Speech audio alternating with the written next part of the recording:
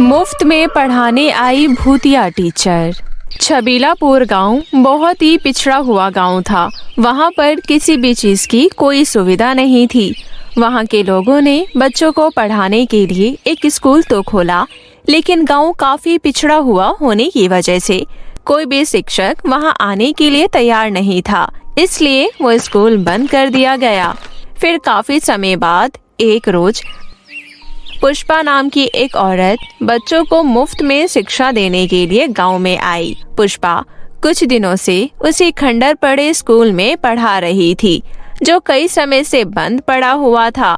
गांव के बच्चे भी इस बात से बड़े खुश थे। माँ, पुष्पा टीचर ना हमें बहुत प्यार से पढ़ाती है और बहुत अच्छा भी पढ़ाती है। भगवान का लाख लाख शुक्र है कि पुष्पा मैडम माँ सरस्वती के रूप में हमारे बच्चों को पढ़ाने यहाँ आई है, वरना मुझे तो लगा था इस गांव के बच्चे हमेशा के लिए अनपढ़ रह जाएंगे। अभी पुष्पा को सिर्फ 15 दिन ही हुए थे गांव में बच्चों को पढ़ाते हुए, लेकिन एक दिन जब बच्चे क्लास में पढ़ाई कर रहे थे, तभी अचानक से क्लास में अजीब सी बदबू आने लगी। अरे ये गंद कैसी और ये बदबू कहाँ से आ रही है? अरे बबीता, क्लासरूम के दरवाजे पर देख, वहाँ से धुआं उठ रहा है। तभी अचानक से वो धुआं टीचर पुष्पा के अंदर समा गया और जैसे ही टीचर पुष्पा उनकी तरफ पलटती है तो सभी बच्चे हैरान रह जाते हैं, क्योंकि उनकी टीचर पुष्पा ने एक चुड़ैल का रूप धारण कर लिया था। हमारी टीचर जी को क्या हुआ? वो इतनी कैसे बदल गई? तभी चुड़ैल हंसते हुए बोली, डरो नहीं बच्चों, जिसे तुम अपनी प्यारी टीचर समझ रहे थे, असल में वो एक चुड़ैल ही है।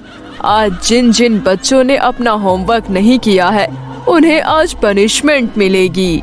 कैसी पनिशमेंट चुड़ैल टीचर जी? बबीता, तुम उसे चुड़ैल क्यों कह रही हो? वो और भी गुस्से में आ जाएगी। वैसे चुड़ैल जी, मेरा मतलब है टीचर जी, आप हमें क्या पनिशमेंट देंगी?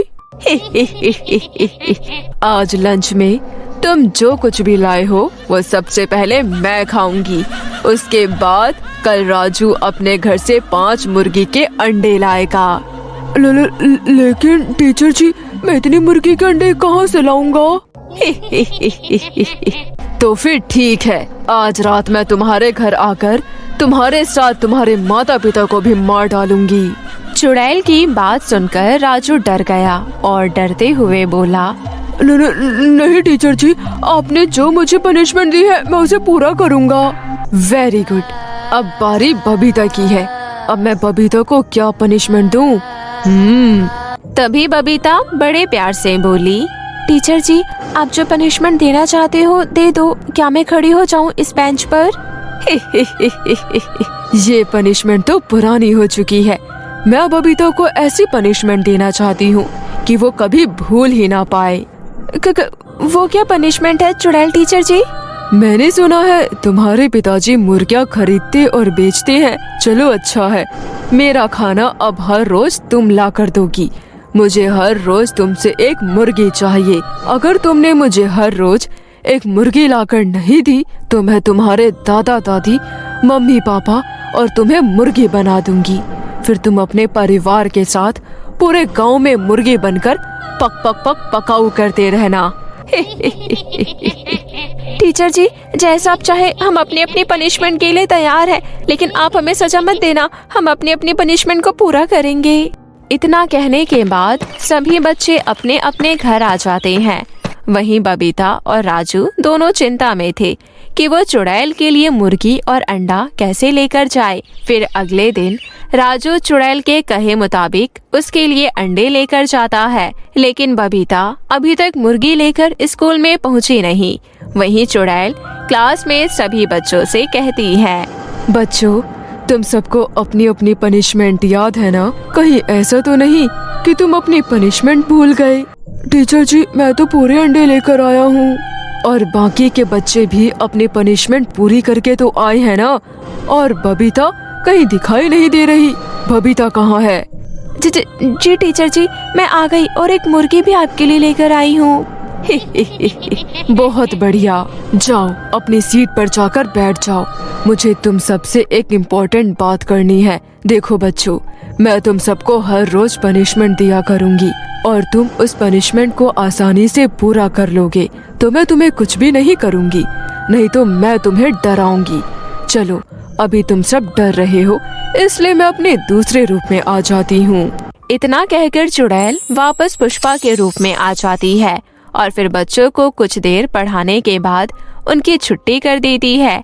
ऐसा ही कई दिनों तक चलता रहता है। चुड़ैल पुष्पा बच्चों को पनिशमेंट भी देती और बच्चे उसे पूरा भी करते। अब बच्चे बहुत डरे हुए थे और पिछले कुछ दिनों से ठीक ढंग से खाना भी नहीं खा रहे थे। फिर एक दिन राजू की माँ रजनी बबीता की माँ सुषमा से मिलने उसके घर गई। अरे बबीता की माँ, जरा बाहर तो आना, मुझे आपसे कुछ बात करनी थी। अरे रजनी बहन, कैसी हैं आप? सब ठीक तो है ना? हाँ हाँ, सब ठीक तो है, लेकिन मैं बच्चों के बारे में आपसे कुछ बात करने आई थी। मैं 2-4 दिनों से देख रही हूँ, मेरा बेटा राजू ढंग से खाना नहीं खा रहा और उसका पढ़ने में भी मन नहीं लग रहा। मैं बस ये पूछने आई थी, क्या ये सब आपकी बेटी बबीता के साथ भी हो रहा है? मेरी बेटी बबीता भी ढंग से खाना नहीं खा रही है और तो रात को डर कर उठ जाती है। जब मैं उससे पूछती हूँ तो वो रोते हुए मेरे गले से लग जाती है। मुझे तो कुछ ठीक नहीं लग रहा, कहीं टीचर ने उन्हें मारा तो नहीं? सुषमा बहन, मैं भी अपने बेटे राजू से बात की थी कि कहीं उसे पढ़ाई का प्रेशर तो नहीं, या फिर टीचर ने उसे कुछ कहा है, लेकिन वो कुछ भी नहीं कहता। हो सकता है बच्चों के ऊपर कोई ऊपरी हवा लग गई होगी। बच्चे ही तो है, आते जाते किसी चीज पर पैर रख दिया होगा। हम कल ही अपने बच्चों को तांत्रिक बाबा के पास लेकर चलेंगे जो झाड़ फूक करते हैं। हाँ हाँ, तुम बिल्कुल ठीक कह रही हो सुषमा बहन, हम ऐसा ही करेंगे। इतना कहकर रजनी घर वापस आ जाती है और राजू को खाना खिलाकर सुला देती है। अगले दिन बच्चे फिर से स्कूल जाते हैं और चुड़ैल की डिमांड पूरी करते हैं। हर दिन चुड़ैल बच्चों के काम से कोई ना कोई गलती निकालकर उन्हें पनिशमेंट देती और पनिशमेंट के बदले और वो बच्चों से खाने पीने की चीजें मंगवाती और उनके ही घर में उन्हीं बच्चों से ही चोरी करवाती। ऐसा काफी समय से चल रहा था, लेकिन सुषमा और रजनी अपने अपने बच्चों को लेकर तांत्रिक बाबा के पास पहुँचे। आओ बहन, मुझे पता है तुम दोनों यहाँ क्यों आई हो और ये मासूम से बच्चे क्यों डरे हुए हैं। अलंक निरंजन, मैं सब जानता हूँ। लेकिन हमने तो अभी तक आपको कुछ बताया भी नहीं बाबा। बाबा पर शक न कर बच्ची, बाबा जो बोल दे वही बात सच होती है। बाबा, आपको सब कुछ पता है, बताइए ना, हमारे बच्चे इतने डरे हुए क्यों हैं? हमारे नहीं बल्कि गांव में और भी बच्चे हैं, वो भी काफी डरे और सहमे हैं। वो कुछ बता ही नहीं रहे कि आखिर उनके साथ हुआ क्या है। तभी तांत्रिक अग्नि में लाल सिंदूर डालता है और आंखें बंद करके कुछ मंत्र पढ़ने लगता है। फिर कुछ देर बाद तांत्रिक अपनी आंखें खोलकर जोर से चिल्लाने लगता है। अनर्थ हो गया। जिस औरत को आप देवी का रूप समझ रही थी वो असल में एक चुड़ैल है। वो एक बुरी शक्ति है। मैं कुछ समझे नहीं बाबा, आप कहना क्या चाहते हैं? जो औरतें कुछ समय पहले मुफ्त में बच्चों को शिक्षा देने गांव में आई है, दरअसल वो साधारण औरत नहीं बल्कि एक चुड़ैल है, चुड़ैल। और वो कई दिनों से बच्चों को पनिशमेंट दे रही है और बच्चे अपने परिवार को खो ना दे, इस वजह से उस सजा को पूरा भी कर रहे हैं। लेकिन बाबा, वो चुड़ैल ऐसा क्यों कर रही है? इस बात का पता तो तभी चल पाएगा जब मैं चुड़ैल को अपने वश में करूँगा। अभी तुम अपने अपने घर चले जाओ और मुझे उस चुड़ैल को अपने वश में करने के लिए एक बहुत बड़ी पूजा करनी होगी। सुषमा और रजनी अपने अपने बच्चों को लेकर घर आ जाती है। अगले दिन वो अपने बच्चों को तैयार करके स्कूल भेज देते हैं। साथ ही सुषमा और रजनी भी थोड़ी देर बाद दबे पांव स्कूल में पहुंचते हैं। वहीं क्लास में चुड़ैल बच्चों से कहती है, आज का अंडा कुछ ज्यादा ही स्वादिष्ट है राजू, और बबीता तुम्हारी मुर्गी तो मैं आज पका कर खाऊंगी। चुड़ैल जी, ये कब तक चलता रहेगा? कल तो मम्मी ने मुझ पर अंडा चोरी का इल्जाम लगा दिया था। अगर मेरे पापा ने मुझे बचाया ना होता तो कल मेरी माँ मेरा कल कचुम्बर ही निकाल देती। अगर अपने टीचर के लिए जान भी देनी पड़े तो इसमें हर्ज ही क्या है? और माँ भी मुझ पर शक करने लगी है, इसलिए मुझे मुर्गी लाते हुए डर लगता है।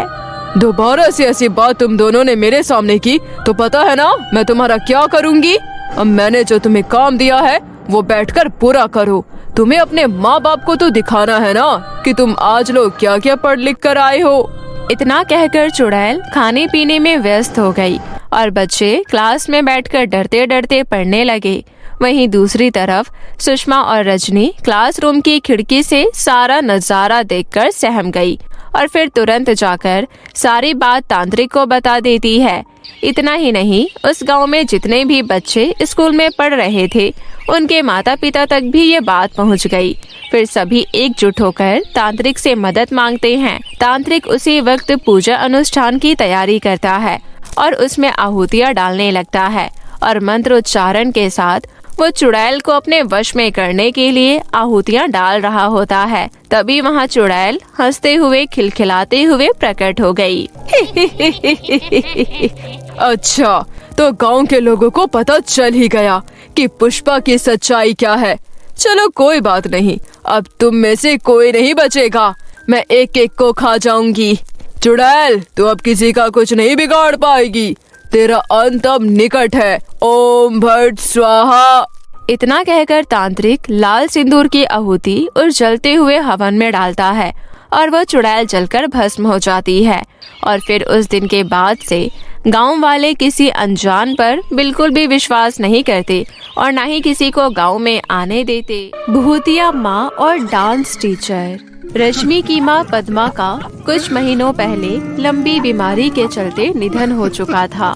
रश्मि को अपनी माँ की याद अक्सर आया करती थी, लेकिन उसके पिता जगदीश ने हिम्मत नहीं हारी। वो रश्मि को सुबह रोज जल्दी उठाकर तैयार कर स्कूल भेजा करता था और खुद भी ऑफिस जाया करता था। एक दिन रश्मि के स्कूल में रंजीत नाम का एक डांस टीचर आया। वो रश्मि की क्लास के बच्चों की लड़कियों को डांस सिखा रहा था। चलो गर्ल्स, सब ठीक से स्टेप्स करेंगे। रश्मि, तुम भी ठीक से करो। सर, मैं कर रही हूँ, आप मुझे दूर से बता दीजिए। अरे दूर से कैसे? बिना तुम्हें पकड़े स्टेप्स कैसे बता पाऊंगा? डांस टीचर रंजीत जानबूझकर डांस सिखाने के बहाने लड़कियों से बदतमीजी करता। छुट्टी के वक्त रास्ते में सभी लड़कियां आपस में बातें करने लगी। रश्मि, ये डांस टीचर तो बहुत ही बदतमीज है। मैं आज ही माँ से इनकी शिकायत करूँगी। हाँ, सही कहा, मैं भी। हाँ, मुझे भी अच्छा नहीं लगा डांस टीचर का व्यवहार। अच्छा, चलो घर आ गया मेरा। Okay, bye. ऐसा बोलकर रश्मि अपने घर चली गई, लेकिन मन ही मन वो बहुत दुखी थी। फिर वो अपनी माँ पद्मा की तस्वीर के आगे बैठकर रो रही थी। माँ, मेरी सारी सहेलियाँ मुझसे कह रही थी कि वो अपनी मम्मी को जरूर बताएंगे, लेकिन तुम तो मेरे पास हो ही नहीं। तुम मुझे छोड़कर क्यों चली गई? काश तुम भी मेरे पास होती। मैं सारी बातें पापा से कैसे कहूँ? मेरे पास वापस आ जाओ। तभी पद्मा एक चुड़ैल के रूप में रश्मि के सामने आकर खड़ी हो गई। रश्मि बेटी, मत रो, मैं तो हमेशा ही तुम्हारे पास ही हूँ बेटी। रश्मि जैसे ही पीछे मुड़कर देखती है तो उसके पीछे भयानक शक्ल वाली चुड़ैल खड़ी थी। चुड़ैल? नहीं नहीं, चुड़ैल आंटी, मुझे मारना मत। मेरे पापा भी घर पर नहीं है। अब मैं क्या करूँ? भगवान जी, मेरी मदद करो। रश्मि बेटी, डरो मत, मैं तेरी माँ हूँ, पद्मा। क्या? हाँ बेटी, भगवान जी ने मुझे तुम्हारी मदद करने के लिए भेजा है। तुम अपने आप को कभी अकेला मत समझना, मैं हूँ ना। फिर चुड़ैल अपनी शक्ति से अपने पहले वाले रूप में आ गई, जिसे देखकर रश्मि बहुत खुश हो जाती है। देखो, अब तो ठीक है ना? पहचानो मुझे। माँ, तुम आ गई। ऐसा कहकर रश्मि अपनी माँ के गले लग गई। हाँ बेटी, मैं ही हूँ तुम्हारी माँ। अब तो तुम्हें यकीन हो गया ना? उसके बाद पद्मा चुड़ैल वाले रूप में वापस आ गई।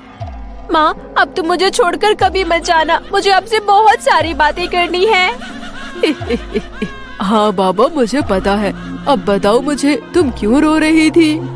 माँ, पता है, मेरे डांस टीचर बहुत बुरे हैं। ये कहते हुए रश्मि अपनी माँ को सारी बात बताती है, जिसे सुनकर पद्मा को बहुत गुस्सा आता है। कोई बात नहीं, कल मैं तुम्हारे साथ स्कूल चलूंगी। इस रंजीत सर को मैं ऐसा डांस सिखाऊंगी कि याद रखेगा। तुम डरो मत। क्या माँ सच में? फिर तो मजा ही आ जाएगा। फिर अगले दिन सुबह। अरे रश्मि बेटा उठ जाओ, स्कूल के लिए देर हो रही है। अरे पापा मैं तो तैयार भी हो गई कब की। अरे वाह, ये तो बहुत अच्छी बात है। आ जाओ अब खाना खा लो। फिर जगदीश टेबल पर रश्मि के लिए ब्रेकफास्ट लगाता है। रश्मि के साथ डाइनिंग टेबल पर पद्मा भी बैठी हुई थी, पर जगदीश को दिखाई नहीं दे रही थी। ये लो रश्मि बेटा, गरम गरम पराठा है, जल्दी से खा लो, मैं और लेकर आता हूँ। तभी रश्मि धीरे से अपनी माँ से बोली, माँ ये लो आप भी चुपके से खा लो, पापा रसोई में और पराठे बना रही हैं। पद्मा ने तुरंत पराठे का एक टुकड़ा खाया और बोली, अरे वाह, तुम्हारे पापा तो बहुत अच्छा पराठा बनाने लगे हैं। ऐसे तो मैं खाती जाऊंगी और वो बनाते बनाते थक जाएंगे। हाँ माँ। पापा और पराठे दो ना, आपने बहुत अच्छा बनाया है आज आलू का पराठा। एक एक कर जगदीश ने 5 पराठे बना कर दिए और सब के सब दोनों माँ बेटी ने मिलकर चट कर दिए। ये देख जगदीश बोला, क्या बात है रश्मि बेटा, आज बहुत खुश लग रही हो और इतने पराठे तो तुमने कभी नहीं खाए। अब बस करो, तुम्हारा पेट खराब हो जाएगा। जगदीश की बात सुन रश्मि और चुड़ैल दोनों हंसने लगी। पता नहीं आज तुम्हें क्या हो गया है, चलो अब स्कूल जाओ। रश्मि अपनी माँ पद्मा के साथ खुशी खुशी स्कूल चली गई। जब डांस क्लास चल रही थी तभी पद्मा डांस टीचर रंजीत को हवा में उठा देती है। अरे छोड़ दे चुड़ैल, अरे छोड़ मुझे, अरे मुझे बचाओ, बचाओ। सब बच्चे ये देख जोर जोर से हंसने लगे। अरे कौन है भाई, मुझे किसने हवा में उठा रखा है? मेरा गला छोड़। क्या हुआ सर, आज हमें डांस नहीं सिखाओगे क्या? अरे रश्मि देखो तो सर हवा में कैसे लटके हुए हैं। लगता है सर हमें कोई जादू दिखा रहे हैं। इनके साथ ऐसे ही होना चाहिए, अब आएगा मजा। सर अगली बार से हमें कैसे डांस सिखाओगे? दूर से बेटा, दूर से। अब तो बेटा मुझे नीचे उतार दो, मुझे बचाओ प्लीज। रश्मि के इशारे करने पर चुड़ैल पद्मा ने रंजीत को छोड़ दिया। अरे मर गया रे, मेरी कमर टूट गई रे। ये देख सभी बच्चे हंसते हुए वहाँ से चले गए। ये क्या माजरा है? ये कोई जादू नहीं, ये तो कोई भूत प्रेत का काम लगता है। पता तो लगाना पड़ेगा। अच्छा खासा मजा आ रहा था इन लड़कियों को छेड़कर। ये सुन चुड़ैल पद्मा बोली, अच्छा तो तू और मजे लेगा, तुझे अभी बताती हूँ। इतना कहकर चुड़ैल पद्मा रंजीत के सामने जाकर खड़ी हो गई और उसे दिखाई देने लगी। चुड़ैल, नहीं नहीं, मुझे माफ कर दो। ऐसे नहीं, चल ये औरतों के कपड़े पहन और जाकर पूरे स्कूल के सामने लड़कियों की तरह नाच, तभी मैं तुझे छोड़ूंगी। मेरी बेटी के साथ गलत करना चाह रहा था और मैं तुझे इतने सस्ते में छोड़ दूं? कभी नहीं। चल जैसा कहा है जल्दी से वैसा कर, वरना। रंजीत डर के मारे साड़ी पहनकर पूरे स्कूल के सामने टीचर्स और बच्चों के सामने नाचने और गाने लगा। कि पग घुंघरू बांध मेरा नाची थी और हम नाचे बिन घुंघरू के, बिन घुंघरू के। रंजीत को ऐसा डांस करते हुए देख स्कूल में मौजूद सभी टीचर्स बच्चे उसका खूब मजाक उड़ाते हैं। अगले दिन परेशान होकर रंजीत एक तांत्रिक बाबा के पास गया और उन्हें सारी बात बताता है। तभी तांत्रिक अपनी आंखें बंद कर बोला, और कोई नहीं, रश्मि की माँ पद्मा है, जो अब चुड़ैल बन गई है और अपनी बेटी की रक्षा करने वापस लौट आई है। बाबा मुझे चुड़ैल से बदला लेना है, उसकी वजह से पूरे स्कूल के सामने आज मेरी बहुत बेइज्जती हुई है। मैं आपको मुंह मांगे पैसे दूंगा। मुझे पैसे नहीं बल्कि चुड़ैल की शक्तियाँ चाहिए, क्योंकि चुड़ैल बनने के बाद उसके पास काफी सारी शक्तियाँ होंगी जिसे मैं हासिल करके ताकतवर बन सकता हूँ। तांत्रिक बाबा रंजीत के साथ मिलकर एक योजना बनाते हैं। वहीं दूसरी ओर रश्मि अपने पिता जगदीश को सारी बात बताती है और अपनी चुड़ैल माँ पद्मा को अपने पिता जगदीश से मिलवाया। जगदीश अपनी पत्नी पद्मा से मिलकर बहुत खुश होता है। अगली सुबह जब रश्मि स्कूल जा रही थी, तभी रंजीत रश्मि को जबरदस्ती पकड़कर तांत्रिक बाबा के पास ले गया। रंजीत सर, आप बहुत बुरे हो, मेरी माँ को नहीं छोड़ेगी। तो बुलाना अपनी माँ को। छोड़ दो मुझे, माँ, मुझे बचा लो। रश्मि की पुकार सुन तभी वहाँ चुड़ैल पद्मा आ गई और रंजीत को गर्दन से उठा लेती है। अरे बाबा, जल्दी से कैद करो इस चुड़ैल को। मैं तो तुम्हारे ही भरोसे हूँ। अरे भाई, मुझे चुड़ैल दिखाई देगी तभी तो कुछ करूँगा। ये चुड़ैल तो बहुत ताकतवर है, मेरे बस का नहीं है भाई। भागो रे भागो, अपनी जान बचाकर भागो। ये कहते हुए तांत्रिक बाबा वहाँ से भाग खड़ा हुआ। अरे बाप रे, ढोंगी तांत्रिक तो भाग गया। अब मुझे कौन बचाएगा? चुड़ैल, प्लीज मुझे माफ कर दो, मुझसे गलती हो गई। मैं दोबारा ऐसी गलती नहीं करूँगा। दोबारा गलती करने के लिए तू जिंदा ही नहीं बचेगा। ये कहते हुए चुड़ैल पद्मा ने रंजीत को मार डाला। उसके बाद जगदीश, रश्मि और पद्मा कुछ साल ऐसे ही साथ रहते हैं और जब रश्मि बड़ी हुई तब जगदीश और चुड़ैल पद्मा एक अच्छा लड़का देखकर उसकी शादी करवा देते हैं। जगदीश, रश्मि बेटी, आज मेरी सारी जिम्मेदारी खत्म। अब मैं आराम से हमेशा के लिए मुक्त हो सकूंगी। इतना बोलकर चुड़ैल पद्मा के रूप में आकर अपनी बेटी रश्मि को विदा किया और हमेशा के लिए गायब हो गई।